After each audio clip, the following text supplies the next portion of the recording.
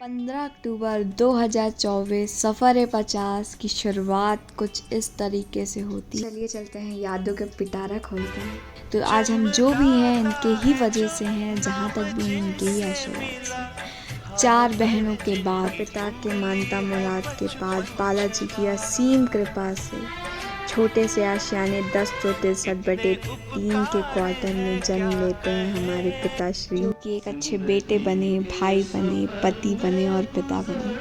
खेल-कूद में सबसे आगे और की परिस्थितियों को देखकर खुद काम पर चले जाते थे। स्कूल का टाइम होता था तो स्कूल भी चले जाते थे। मसाला फैक्ट्री से थी वो, जो बदशर्त से तो लोग उनके बाजू में बैठना पसंद नहीं करते थे, पर क्या था, जिम्मेदारियों को तो पूरा करना ज़रूरी था। पर पिता तो पिता होता है। जब फटी शर्ट पर खून लगा देखा तो बोला, बेटा तुझे काम पे जाने की क्या ज़रूरत, मैं हूँ अभी। उस दिन पिता के आँख में आंसू देखकर लगा कि अब तो ज़रूरत नहीं है काम करने की, और परिस्थितियाँ मजबूर कर देती थी काम करने के लिए। अगस्त का महीना वो मानो दुखों का पहाड़ टूट गया, पिता का साया छूट गया। कच्ची उम्र में ये कंधा मजबूत भी नहीं था कि घर संभाल सके, परिस्थितियाँ संभाल सके, पर उठा और घर का छोटा बेटा बड़ा भाई बनकर तीनों बहनों को दुनिया की भीड़ में, और 18 साल की उम्र में जॉब करने पर सिर्फ एक ही शर्त रखा कि सब कुछ कर लूँगा, कभी भी किसी का प्लेट नहीं उठाऊँ।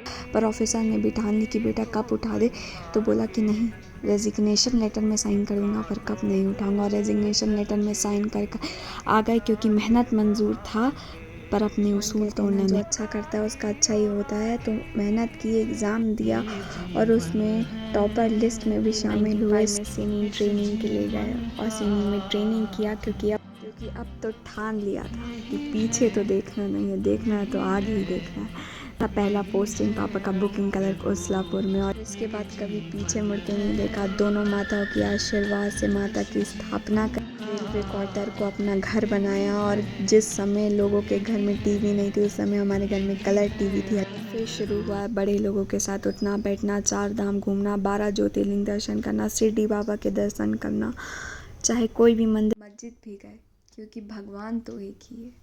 और फिर बाघा बॉर्डर जो चाहा वो सब किया। गोवा क्रूज़ में गए, एरोप्लेन में बैठा, दोस्तों के साथ मौज मस्ती, पार्टी, पिकनिक, डांस सब किया। वही है ये दुनिया के मेले, बिछड़े वो दिन जाने कहाँ।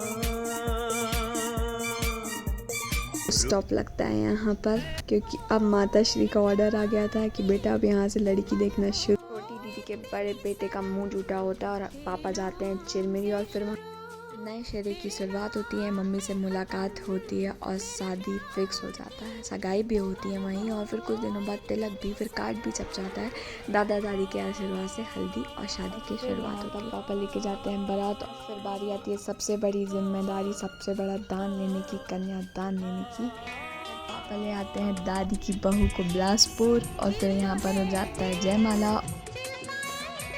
और फिर सारे बड़े बड़े आशीर्वाद और प्यार लेते हैं। फिर बारी आती है दीदी जीजू के साथ फ़ोटो लेने। 1 साल 7 दिन बाद पहले पुत्र और पहले पोते की खुशी, दादाजी का आशीर्वाद, और महेश भाई का बर्थडे था।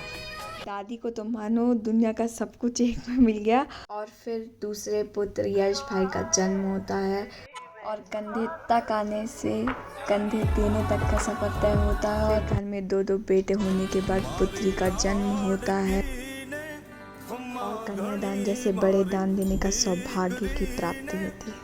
और दादी की पोती होती है, और हमारे घर का इतिहास दोहराया जाता है। जैसे कि मेरे दादाजी 2 भाई 1 बहन थे, तो हम भी 2 भाई 1 बहन हुए। और फिर बड़े भाई होने का जिम्मेदारी निभाते हुए पापा अपने छोटे जिम्मा लेते हैं अपनी तीनों बहन के सहयोग से, और फिर ये शादी संपन्न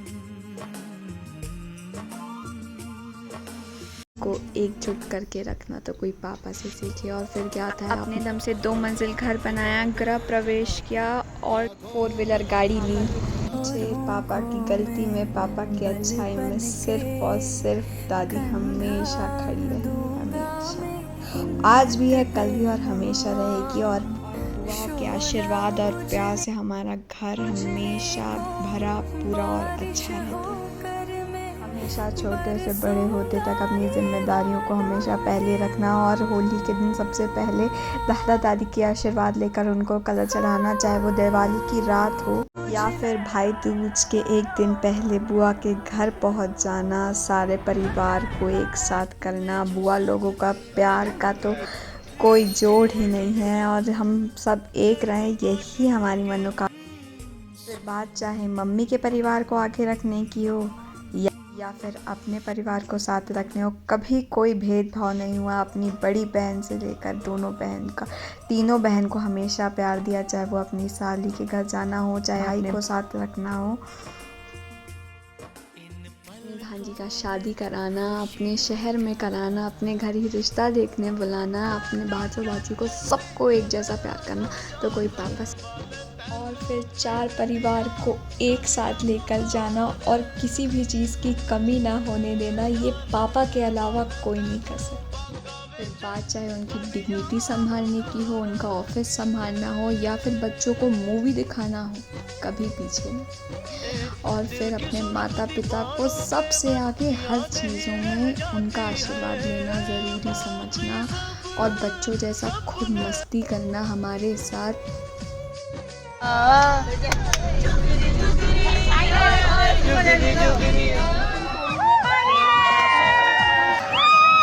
समय समाप्ति की घोषणा होती है और मैं सारे फोटो, सारे यादों को एक साथ इस छोटे से वीडियो में कैप्चर करने की कोशिश करी हूँ और मेरे को आशा है कि ये सब फोटो वीडियो आप लोगों को पसंद आए और स्पेशली पापा को पसंद आए।